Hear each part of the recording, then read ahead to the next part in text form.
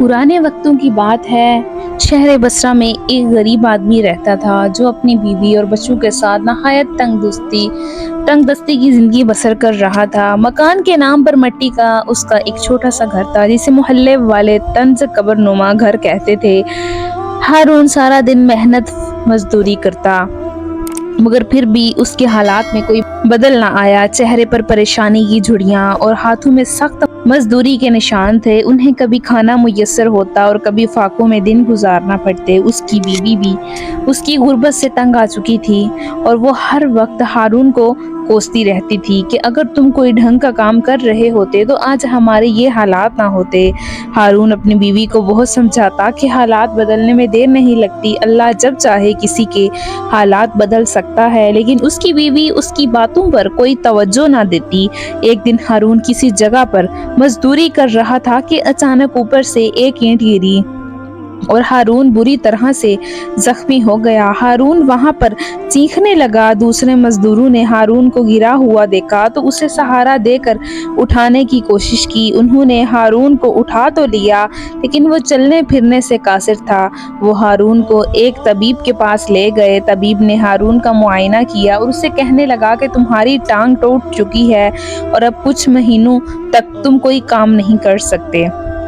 हारून पर मुसीबतों का पहाड़ टूट पड़ा था। घर की रोजी रोटी का जरिया वो वाहिद खुद था और वही बेकार हो चुका था। हारून के दोस्तों ने उसे घर छोड़ दिया। घर पहुंचकर जब हारून की बीवी ने उसकी ये हालत देखी तो वो उस पर बरस पड़ी और उससे कहने लगी, तुम देख कर काम नहीं कर सकते थे और वैसे भी तुम हड हराम हो चुके हो, घर में बैठने रहने का बहाना तलाश कर रहे थे।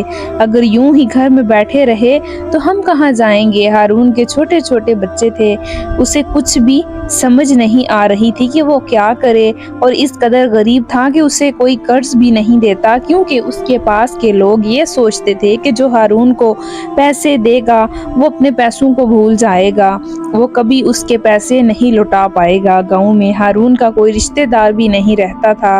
मजबूरन हारून ने अपनी इज्जत नफ्स कुर्बान कर दिया और उसने भीख मांगने का फैसला किया। वो हारून जो खुददार था, कभी किसी के आगे हाथ नहीं फैलाता था और मेहनत मजदूरी करके अपने बाल बच्चों का पेट पालता था, अब वो अपनी लाठी के सहारे शहर के बाजारों में सवाल करता फिरने लगा। वो सारा दिन शहर के एक चौराहे पर बैठा रहता और आने जाने वालों से सवाल करता। कुछ लोग उसकी हालत पर तरस खाकर उसे कुछ न कुछ दे दिया करते थे और वो शाम को अपने घर वापस लौट आता था। वो अल्लाह से बहुत दुआ करता था कि ए अल्लाह, इसके हालात बदल दे।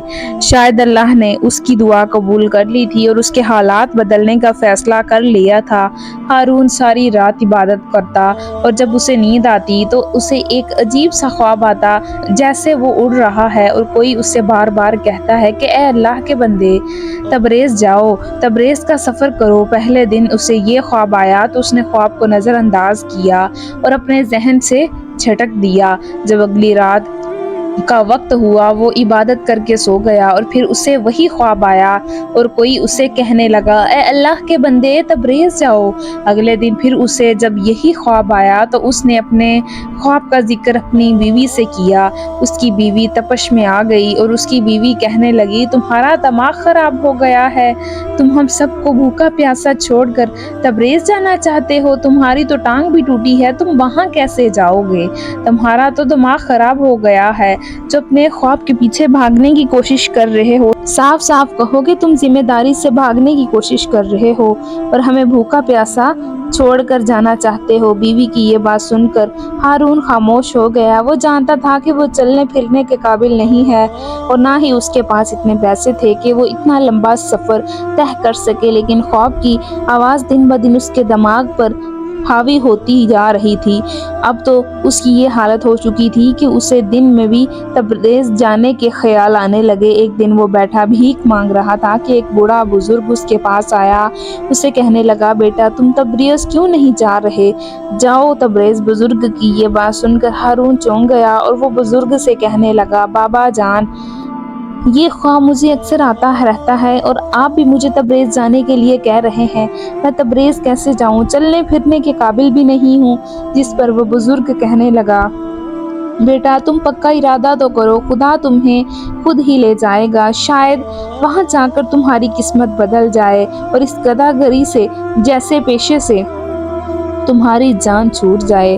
بزرگ وہاں سے چلا گیا۔ بزرگ کے جانے کے بعد ہارون پریشان ہو گیا اور یہ سوچنے لگا یہ بزرگ کون تھا اور کہاں سے آیا تھا، اور ضرور تبریز جانے کے پیچھے کوئی نہ کوئی راز ہے اور اسی لیے اسے بار بار تبریز جانے کا خواب آتا رہتا ہے۔ شام کو وہ جب گھر پہنچا تو اس نے اپنی بیوی سے اس بزرگ کے بارے میں کوئی ذکر نہ کیا، کیونکہ اسے پتا تھا کہ ایسا کرنے کا کوئی فائدہ نہیں۔ اس کی بیوی الٹا اسے کاٹنے کو دوڑے گی اور 100 طرح کی باتیں کرے گی۔ دن یوں ہی گزرتے گئے اور اسے وہی خواب آتا رہا۔ ایک دن جب وہ بازار کے چوراہے پر بیٹھا تھا، آنے جانے والے لوگوں سے بھیک کا سوال کر رہا تھا، تو اس کے سامنے ایک اجنبی شخص گزرا۔ ہارون نے اس کے سامنے ہاتھ پھیلایا، جس پر وہ شخص کہنے لگا معاف کرنا، میں ایک اداکار، میرے پاس عراقی دینار نہیں ہے، میں تو خود ایک مسافر ہوں۔ جس پر ہارون نے اپنا ہاتھ پیچھے کر لیا اور ہارون نے اسے سوال کیا، اے مسافر تم کہاں سے آئے ہو؟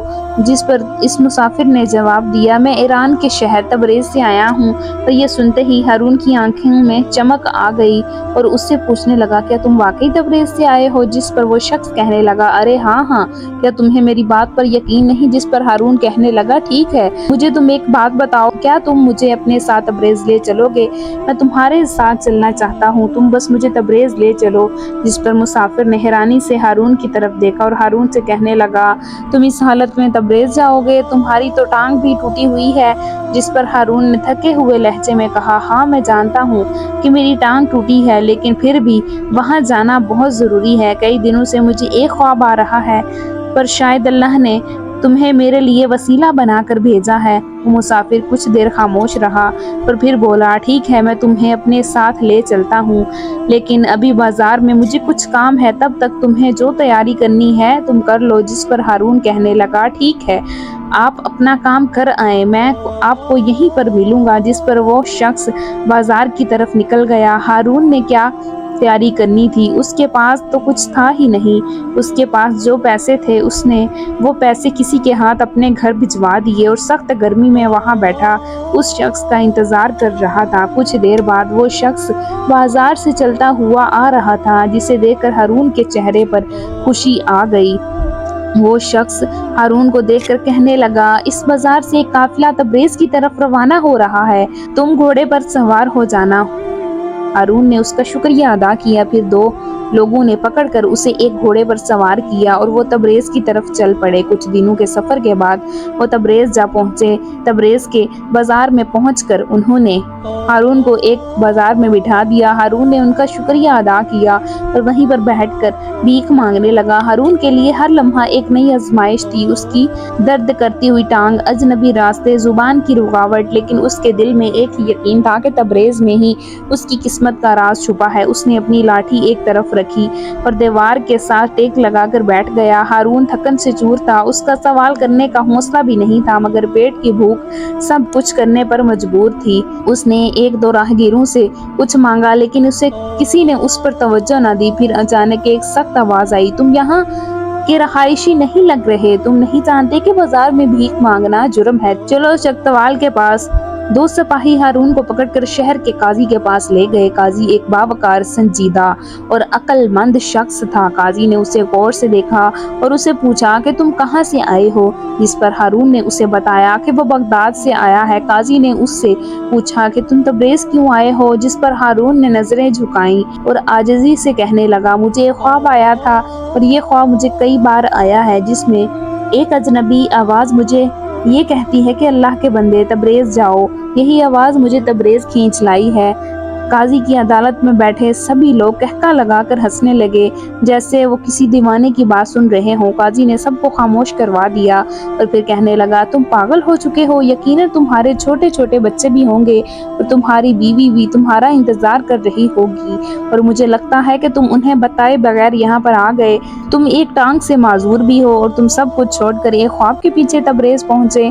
صرف ایک خواب کے پیچھے کوئی پاگل ہی ہوگا جو خوابوں پر یقین رکھتا ہوگا۔ ایسے میں مجھے بھی ایک خواب آتا ہے اور کئی بار آتا ہے، کوئی انجانی سی آواز کہتی ہے کہ بغداد کے ایک محلے میں مٹی کا ایک قبر نما گھر ہے اور اس مکان کے کمرے کے نیچے خزانہ دفن ہے، تم وہاں جاؤ اور وہ خزانہ نکال لو۔ میں تمہاری طرح بے وقوف نہیں کہ اپنی بھری ہوئی عدالت چھوڑ کر بغداد چلا جاؤں، وہاں جا کر قبر نما مکان ڈھونڈتا پھروں۔ یہ سننا تھا کہ ہارون کے جسم میں بجلی سی دوڑ گئی، اس کی آنکھیں حیرت سے پھیل گئیں، اس کا دل دھڑکنے لگا۔ وہ دل ہی دل میں سوچنے لگا کہ یہ تو میرا ہی گھر ہے، لیکن وہ خاموش رہا۔ قاضی نے سخت لہجے میں کہا، دیکھو تم معذور ہو، اس لیے میں تمہیں سزا نہیں دینا چاہتا، تمہیں واپس جانے کا کرایہ دے دیتا ہوں، تم کچھ ریال لو اور آج ہی کسی قافلے کے ساتھ واپس بغداد چلے جاؤ۔ اگر دوبارہ تم بازار میں بھیک مانگتے ہوئے نظر آئے تو قید میں ڈال دیے جاؤ گے۔ ہارون نے نہ سر ہلایا اور نہ ہی کوئی جواب دیا۔ ہارون نے قاضی کا شکریہ ادا کیا اور ریال لے کر شہر سے باہر کی طرف چلنے والے راستے کی طرف نکل پڑا۔ اس راستے سے ایک قافلہ بغداد کی طرف جا رہا تھا۔ ہارون نے قافلے کے سردار سے کہا کہ وہ اسے بغداد چھوڑ دے، جس پر سردار کہنے لگا، ہاں ٹھیک ہے، میں تمہیں بغداد چھوڑ دوں گا اگر تمہارے پاس پیسے ہوں۔ ہارون نے اس کی طرف ریال بڑھائے، جسے دیکھ کر وہ مسکرایا اور ہارون سے کہنے لگا، ٹھیک ہے، تم اس گھوڑے پر سوار ہو جاؤ۔ اس کے دل میں چمکتا ہوا ایک یقین تھا۔ وہ دل میں سوچنے لگا، کیا واقعی اس کی قسمت تبریز سے جڑی تھی؟ کیا واقعی اس کے گھر کے نیچے خزانہ دفن ہے؟ کافی دنوں کے بعد وہ بغداد پہنچا۔ جیسے ہی وہ اپنی گلی میں پہنچا تو اس کی بیوی اپنے دروازے پر بیٹھی تھی۔